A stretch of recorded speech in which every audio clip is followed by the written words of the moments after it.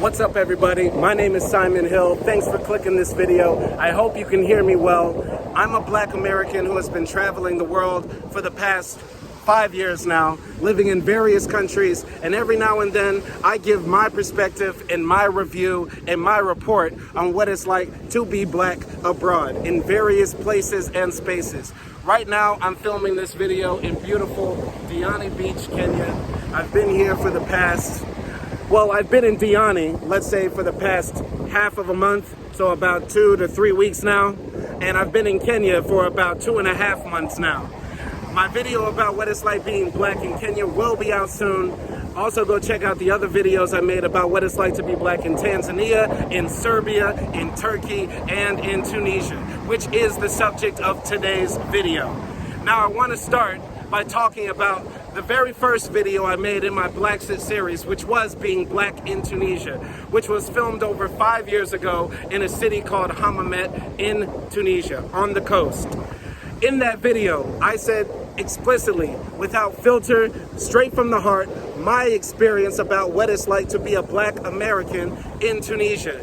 And while a lot of people showed me love to that video in the comments over the years, there were a lot, and I would say possibly the majority of the comments that I got were from mostly white people, and of course, stupid Arab people who were mad at a Black person for speaking their mind. Because whenever Black people speak out and say exactly what we're going through and how we're supposed to feel or how we feel, we're supposed to shut up and take it, right? You only love Black people when they're playing basketball or rapping or singing or dancing for you, not when we're actually being articulate, using our minds and our hearts and our souls to express ourselves. So let me just say, that first video I made about Tunisia, I was extremely generous. Though I had explicit racism that I had never experienced up into my life, up until that point, happened to me in Tunisia. And after I made that video, I stayed in Tunisia even longer. So I lived there for about 2 years and experienced even more racism the longer I stayed in that North African country.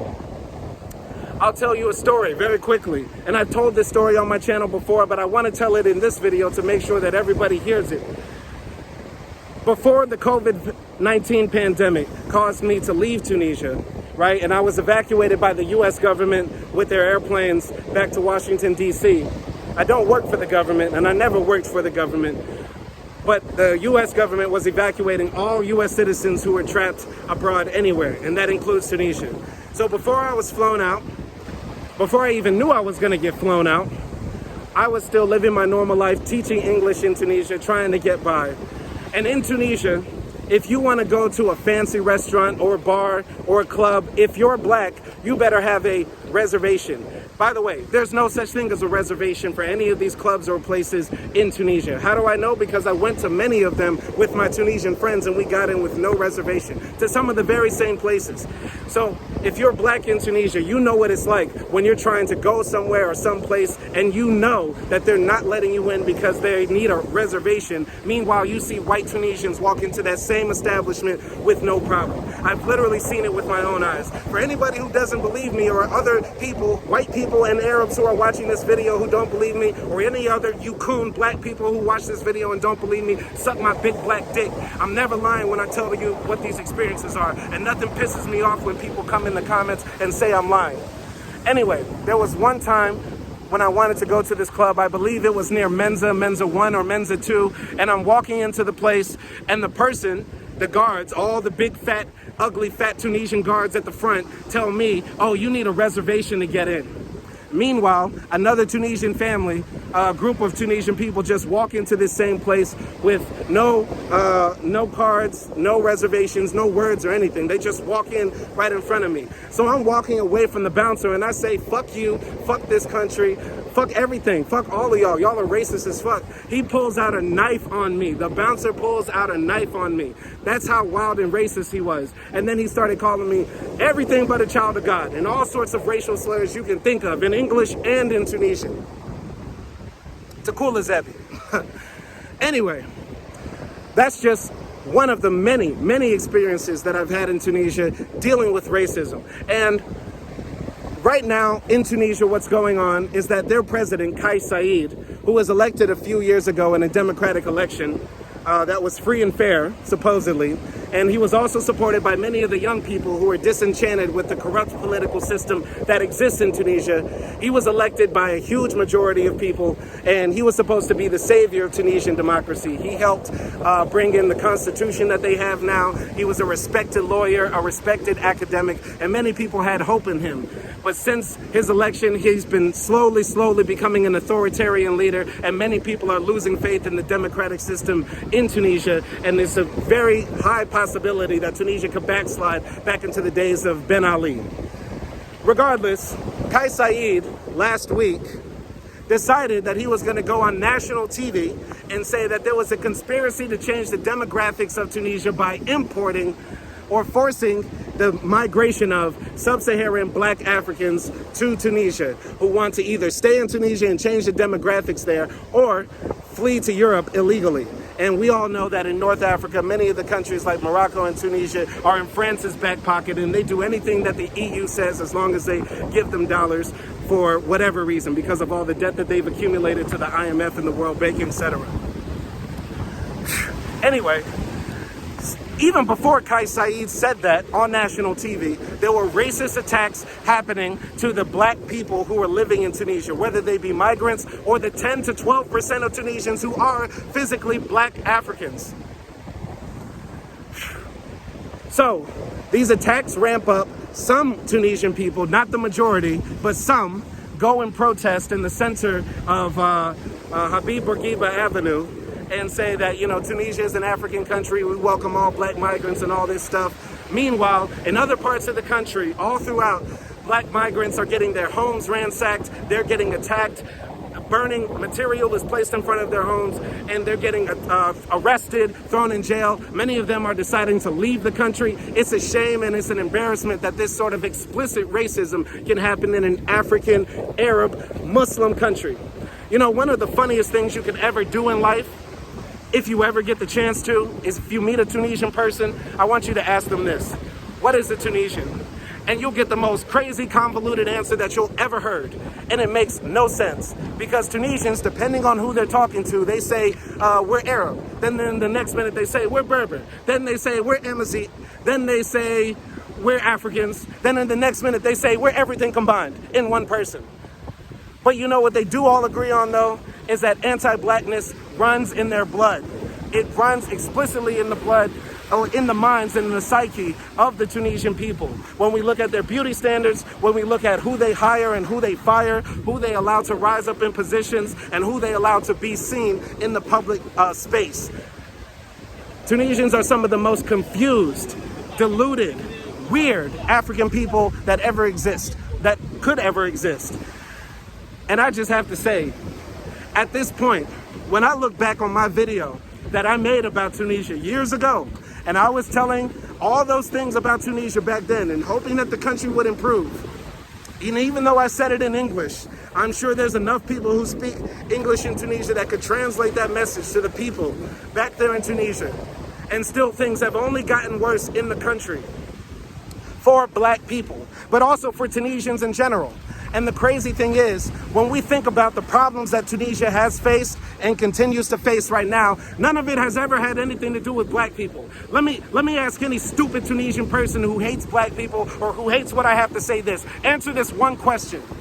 Who the fuck raped Tunisia for its wealth? Let's guess. Was it A, the sub-Saharan African migrants? Was it B, the black Tunisians who exist in the south of the country that you have ghettoized? Or is it C, the French colonial powers and the other European powers who have conspired for decades to make sure that Tunisia's wealth gets extracted and exploited at the lowest rate possible, making sure Tunisia can never accumulate any wealth? When you think about who abuses women in the country, is it A, the sub-Saharan migrants who have Arab girlfriends or boyfriends?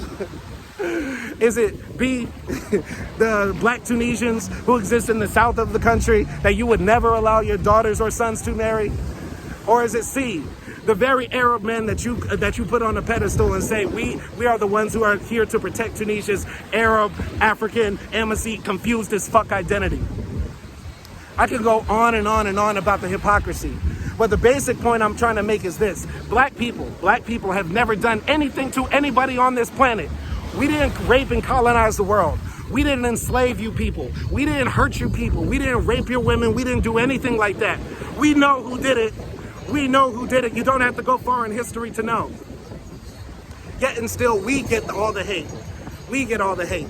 And the other crazy contradiction that exists here is that amongst the Tunisians and the North Africans, they know that racism against them exists in the Khalij, which is the Gulf Arab states. If they go to Saudi Arabia, Oman, if they go to Qatar, if they go to Dubai, everybody knows that the Arabs there, the real fucking Arabs, don't look very highly upon the North Africans. They say that they don't speak proper Arabic. They say that these people are, you know, not really cultured or civilized. Everybody knows this. If you talk to any Tunisian, any North African, and ask them about how the Gulf Arabs feel about the North African Arabs, everybody will say Ansuriya, that they have racism against them. And if you ask those North Africans about Spain, France, Belgium, Portugal, Italy, and how they view North Africans, it's automatic that everybody knows that the Europeans look down on the Arabs as well.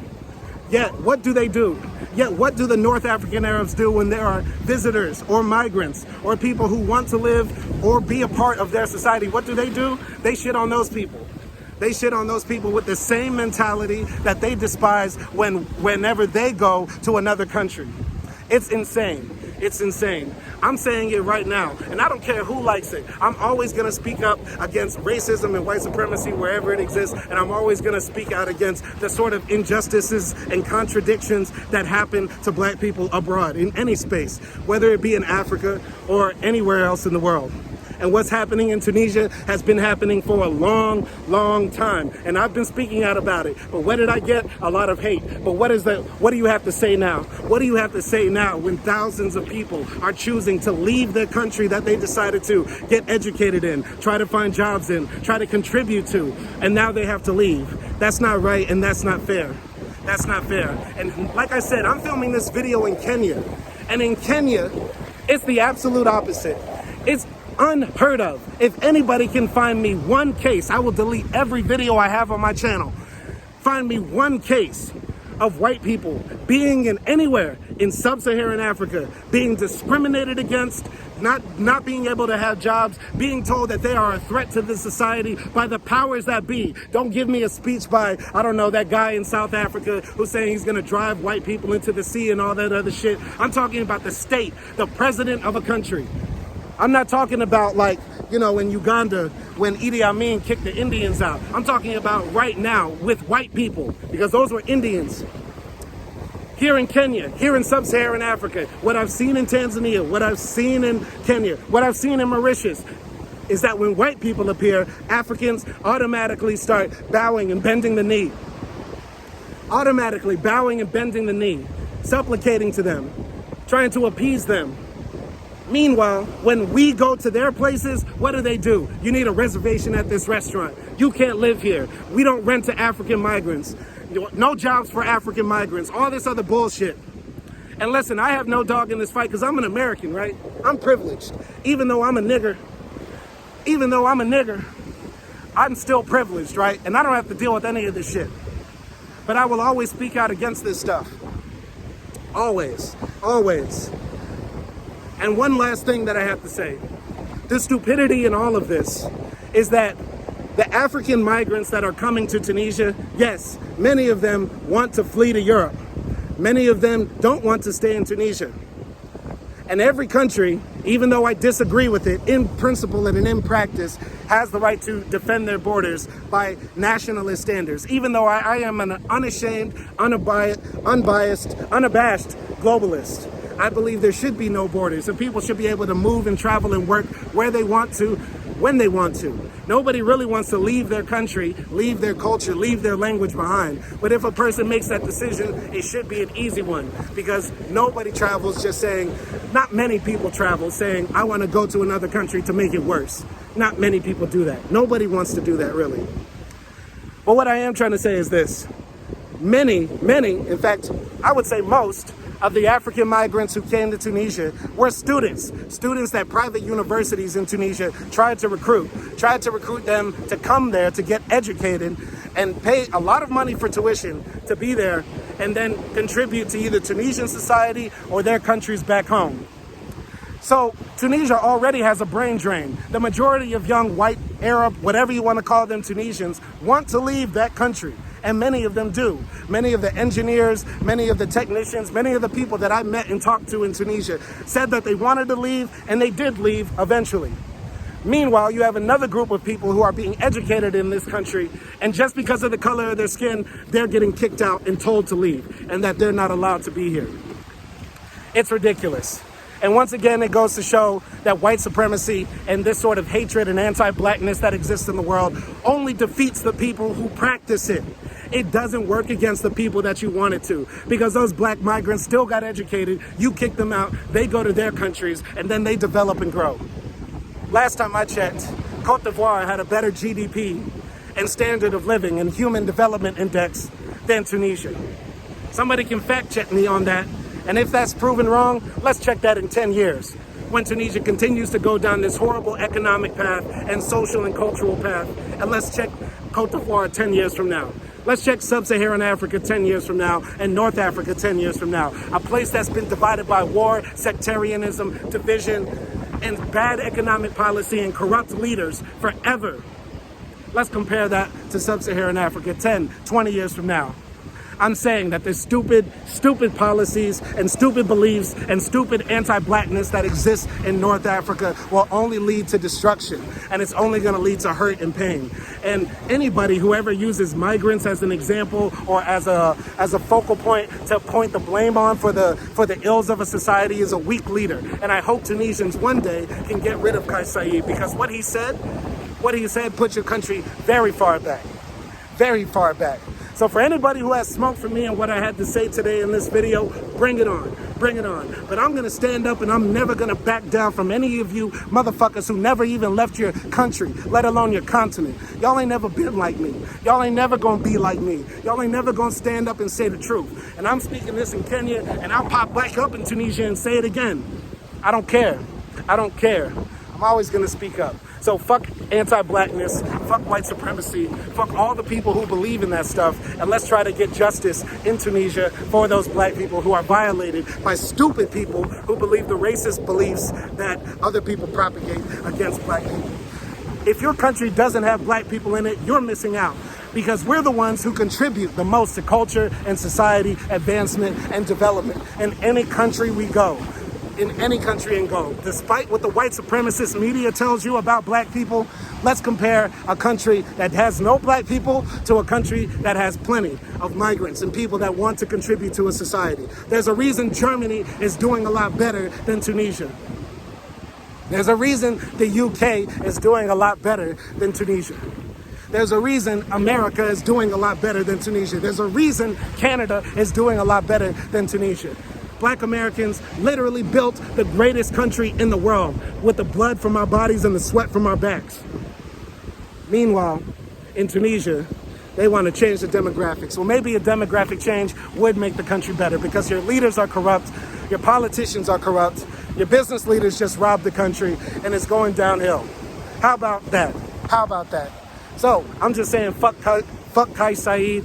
Fuck any of those people who have those beliefs, and that's all I have to say. My name is Simon Hill. Be on the lookout for more content on my channel. My review of Kenya will be dropping soon. All black Americans, get your passport. Don't go outside and just sleep with mad women across the world. That's not the reason to get your passport and leave the country. The reason is to leave the country is because white supremacist America will never be safe for black people. That's the reason you leave the country. You don't go to Thailand just to fuck a bunch of girls and just say and post that around the world. That's not the point of getting your passport, buddy.